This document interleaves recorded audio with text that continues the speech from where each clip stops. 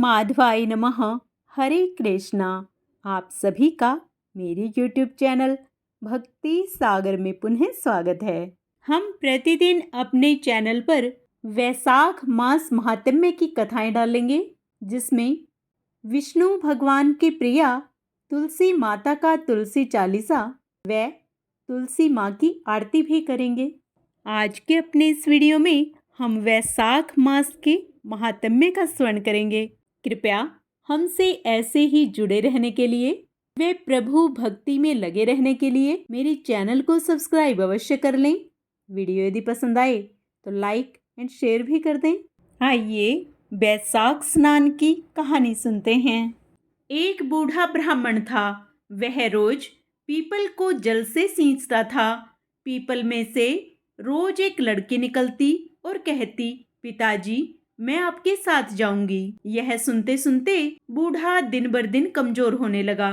तो बुढ़िया ने पूछा कि क्या बात है। बूढ़ा बोला कि पीपल से एक लड़की निकलती है और कहती है वह भी मेरे साथ चलेगी।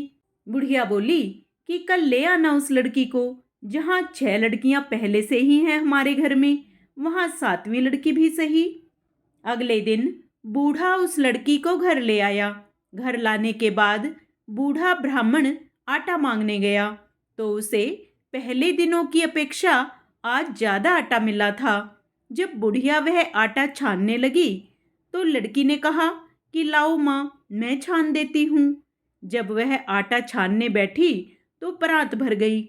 उसके बाद माँ खाना बनाने जाने लगी तो लड़की बोली कि आज रसोई में मैं जाऊंगी। तो बुढ़िया बोली कि ना, तेरे हाथ जल जाएंगे।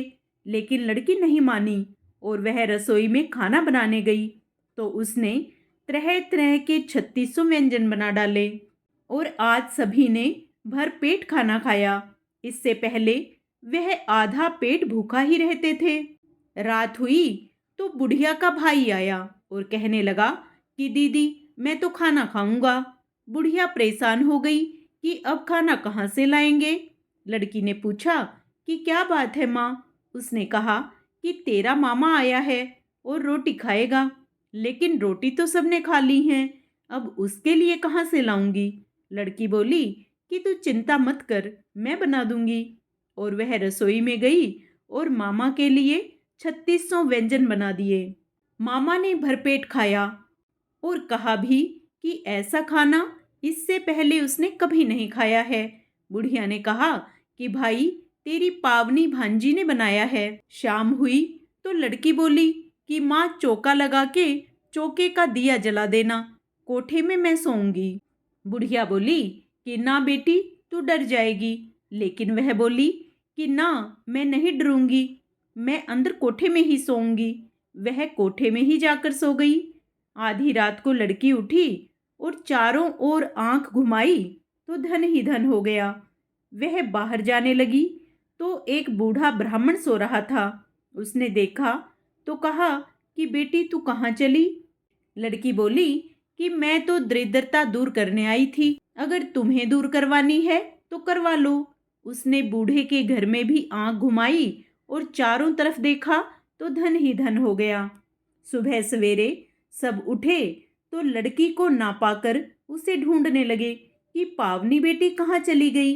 बूढ़ा ब्राह्मण बोला कि वह तो लक्ष्मी माता थी जो तुम्हारे साथ मेरी भी दरिद्रता दूर कर गई।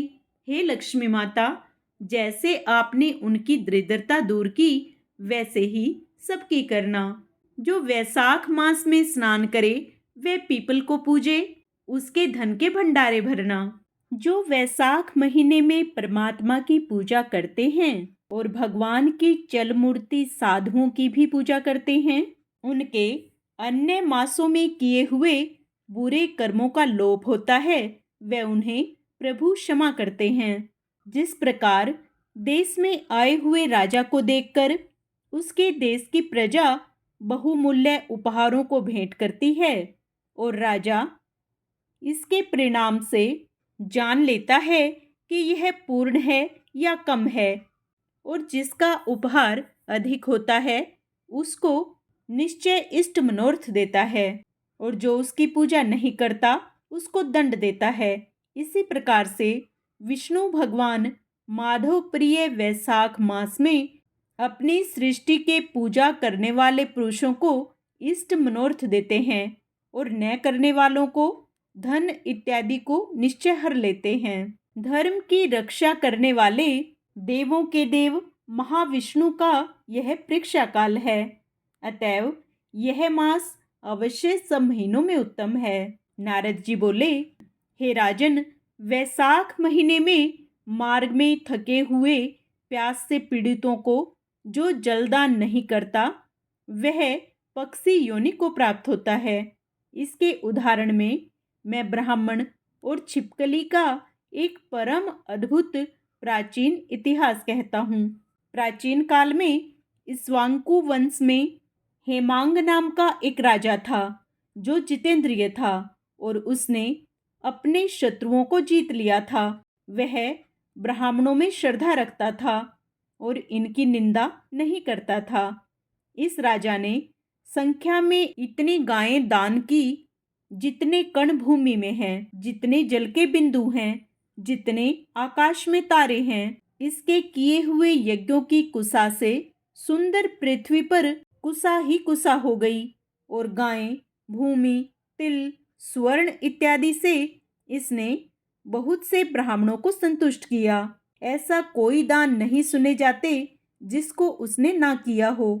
हे राजा, सुख प्राप्ति करने वाले उस राजा ने केवल जल का दान नहीं किया, ब्रह्मपुत्र महात्मा वशिष्ठ के समझाने पर भी जल बिना दान के ही सर्वत्र मिलता है।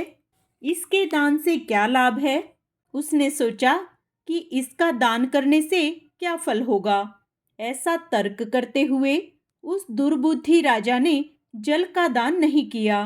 अलभ्य वस्तु के लिए दान करने से पुण्य होता है, यही करना उचित भी है। उसने ब्राह्मणों की, पंगु, दरिद्र तथा वृत्तिहीनों की पूजा की, परंतु श्रोत्रियों की तथा तत्वज्ञानी और ब्रह्मवादी ब्राह्मणों की पूजा नहीं की। प्रसिद्ध लोगों को सब लोग पूजते हैं, परंतु अनाथों, अनपढ़ों, पंगुओं तथा कुटुंबियों तथा दरिद्रों की बुरी गति होती है।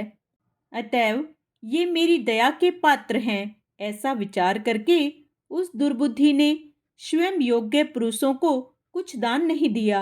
इस बड़े पातक से उसने 3 जन्म तक चातक योनि को प्राप्त किया। 1 जन्म में गिद्ध की योनि का, 7 जन्म तक कुत्ते की योनि प्राप्त की। बाद में यह राजा एक राजा के घर पर छिपकली की योनि में उत्पन्न हुआ।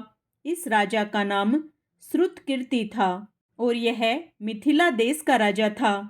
यह दुरात्मा छिपकली होकर घर के द्वार की देहली पर रहती हुई कीड़ों को खाती हुई 88 बरस तक बनी रही। किसी समय ऋषियों में श्रेष्ठ श्रुतदेव नाम के मुनि मध्याह्न के समय थके हुए विदेह के राजा के घर आए। उनको देखकर एकाएक उठकर और प्रसन्न होकर राजा ने मधु, पर्क इत्यादि से उनकी पूजा करके उनके चरणों को धोया और जल्दी से जल को अपने मस्तक पर छिड़का। इस छिड़के हुए जल की बूंदें भाग्यवश छिपकली पर पड़ गई। उसको तुरंत याद आ गया और वह अपने दुखों को याद कर दुखी हुई और घर में आए हुए ब्राह्मण से मुझे क्षमा करो, मुझे क्षमा करो चिल्लाकर कहने लगी। इस कीड़े के चिल्लाने को सुनकर ब्राह्मण ने आश्चर्य में आकर कहा, हे छिपकली, तू क्यों रोती है? किस कर्म से तेरी यह दशा हुई है? तू देवता है, पुरुष है, कोई राजा या ब्राह्मण है? हे महाभाग, तू कौन है? मुझे बता, मैं आज तेरा उद्धार करूंगा। ऐसा पूछने पर वह राजा महामुनि श्रुतदेव जी से बोले, हम इक्ष्वाकु वंश में उत्पन्न हुए थे और शस्त्र विद्या में निपुण थे। पृथ्वी में कितने कण हैं, जितने जल के बिंदु हैं, जितने आकाश में तारे हैं, उतनी संख्या में मैंने गायें दान की। मैंने सब यज्ञ किए थे और सब प्रकार के चरित्रों को पूर्ण किया था। दान भी दिए थे और स्वयं धर्म पूर्वक राज्य भी किया था। तब भी स्वर्ग में गए बिना मेरी बुरी गति हुई। मुझे 3 बार चातक की, 1 जन्म में गिद्ध की योनि प्राप्त हुई। हे ब्राह्मण, पूर्व काल में मुझे 7 जन्म तक कुत्ते की योनि भोगनी पड़ी। इस राजा से पांव धोने से छिड़के जल से जल के बिंदु दूर जाकर किसी तरह मुझ पर पड़े। इससे मुझे पूर्व जन्म की याद आई और पूर्व जन्म के पाप हट गए। हे ब्राह्मण, मुझे 28 जन्म तक छिपकली की योनि में रहना पड़ेगा और ऐसे ही दृश्य देखने पड़ेंगे। इस भयंकर जन्म से मैं डरता हूँ। मुझे इसके कारण समझ नहीं आते, विस्तार पूर्वक कहिए। इस प्रकार कहने पर उस ब्राह्मण ने ज्ञान चक्षु द्वारा कारण जानकर कहा, हे राजन, तुम्हारी बुरी योनि का कारण मैं कहता हूँ, उसे सुनो। तुमने माधव के प्रिय वैशाख महीने में जल का दान नहीं किया। जल को सुलभ तथा अमूल्य जानकर मार्ग में चलने वाले ब्राह्मणों को ग्रीष्म ऋतु में अज्ञानता से तुमने जल नहीं दिया तथा सुयोग्य को छोड़कर अयोग्य को दान किया। जलती हुई अग्नि को छोड़कर राख पर आहुति नहीं दी जाती। हे राजन, मनुष्य कांटेदार वृक्ष का पूजन नहीं करते, तो भी ये सेवा के लिए शास्त्रों में प्रशस्त हैं। विशिष्टता के कारण वृक्षों में पीपल का पेड़ पूजा जाता है। तुलसी को छोड़कर टेरी की पूजा क्यों नहीं की जाती? पूजा करने के लिए अनास्त्व प्रयोजक नहीं होता। पंगु इत्यादि अनाथ होते हैं, परंतु वे केवल दया के पात्र होते हैं। तपस्वी, ज्ञानी तथा वेद और शास्त्र के पंडित विष्णु के रूप हैं। वे सदा पूजा करने योग्य हैं, दूसरे लोग कदापि नहीं। इनमें भी ज्ञानी लोग विष्णु भगवान को सदा ही बहुत प्रिय हैं। हे भूपाल, ज्ञानियों में भी विष्णु ही सदा प्रिय हैं। इसलिए ज्ञानी सदा पूज्य हैं और पूज्य से पूज्यतर कहा गया है। जो साधु वृत्ति वालों की निंदा करता है वह इस संसार में तथा परलोक में दुख प्राप्त करता है। महान पुरुषों की सेवा ही सब अर्थों का कारण होती है। करोड़ों अंध जातियां उचित मार्ग को नहीं देखती। इसी प्रकार से मंद बुद्धियों की संगति लाभदायक नहीं होती। जल में तीर्थ, मिट्टी तथा शिला के बने जो देवता हैं वे बहुत काल में पवित्र करते हैं, परंतु साधु लोग केवल दर्शन से पवित्र करते हैं। सुशिक्षित लोग साधु सेवा से कभी भी दुख नहीं भोगते। जिस प्रकार से अमृत पान करने से जन्म, मृत्यु, जरा इत्यादि पीड़ाएं नहीं देते, तूने न तो जलदान किया और न साधुओं की सेवा की। हे इक्ष्वाकु के पुत्र, इसी से तूने यह दुर्गति प्राप्त की है। वैशाख महीने में मैं अपने किए हुए पुण्य को तेरी शांति के लिए तुझे देता हूँ। जितने भूतकाल में किए हुए कार्य दिव्य होंगे और तू विजयी होगा। ऐसा कहकर जल स्पर्श करके उसको उत्तम पुण्य दिया।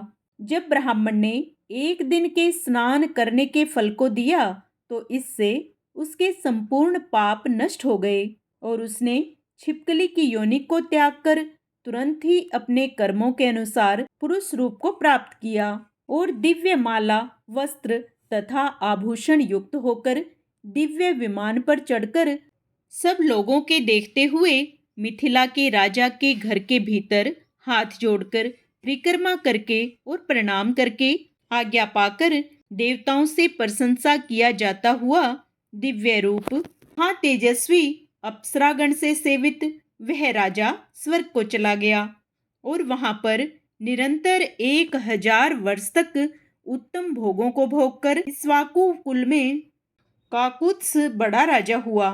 सप्त द्वीप वाली पृथ्वी का पालन करने वाला ब्राह्मणों का भक्त तथा साधु भक्त हुआ। वह महाप्रभु इंद्र का मित्र तथा विष्णु भगवान का अंश हुआ।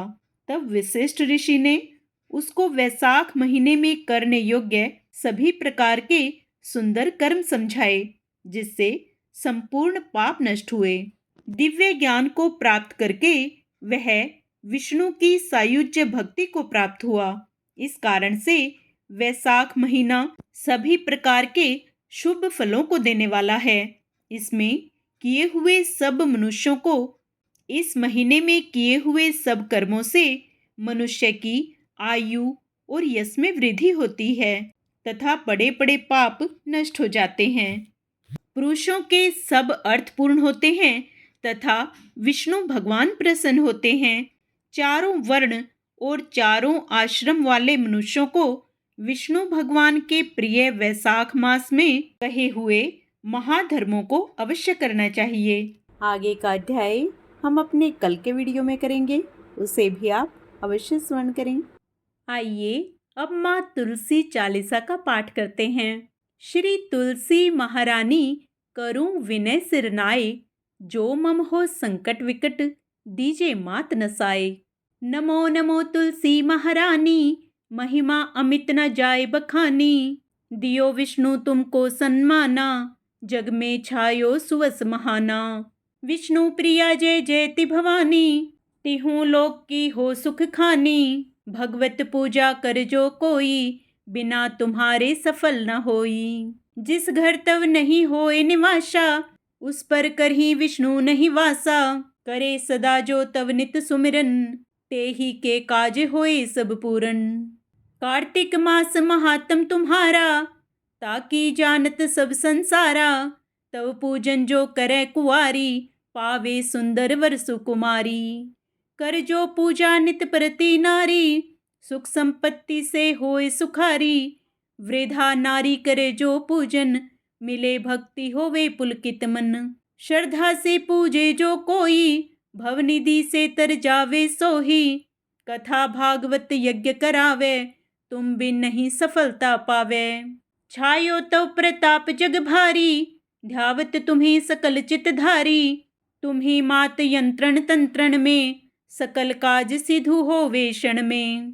औषधि रूप आप हो माता, सब जग में तव यश विख्याता।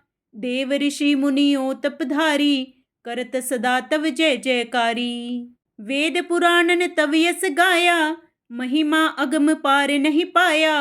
नमो नमो जय जय सुख कारिणी, नमो नमो जय दुख निवारणी।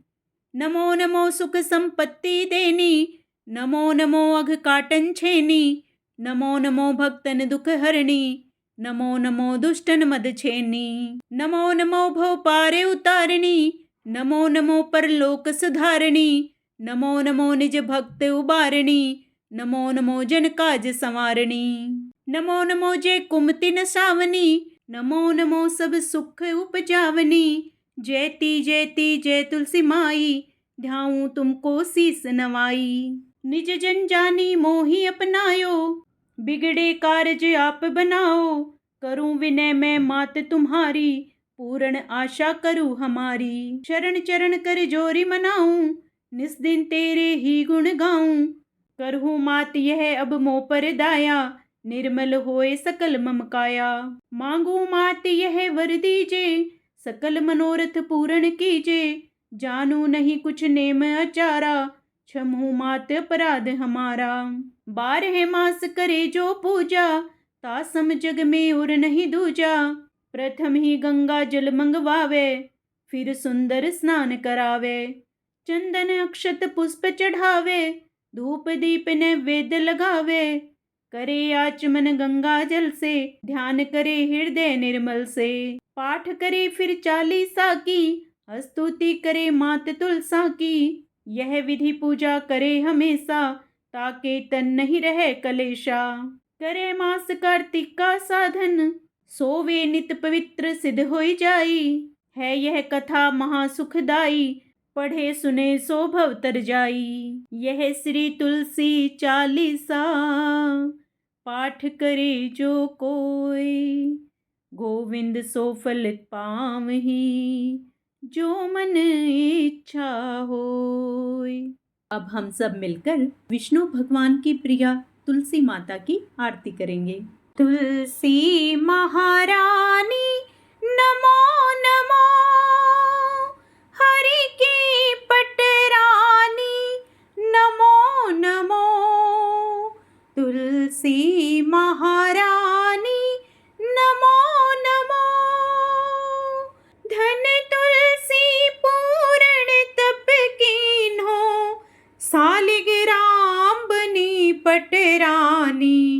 जाके पत्र मंजरी कोमल, श्रीपति कमल चरण लपटानी।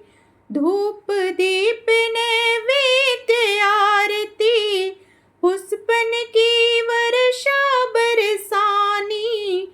नमो नमो तुलसी महारानी, नमो नमो हरि की पटरानी। नमो नमो 56 भोग 36 व्यंजन, बिन तुलसी हरि एक न मानी। सभी सखी मैया तेरो जस गावे, भक्ति दान दीजे महारानी।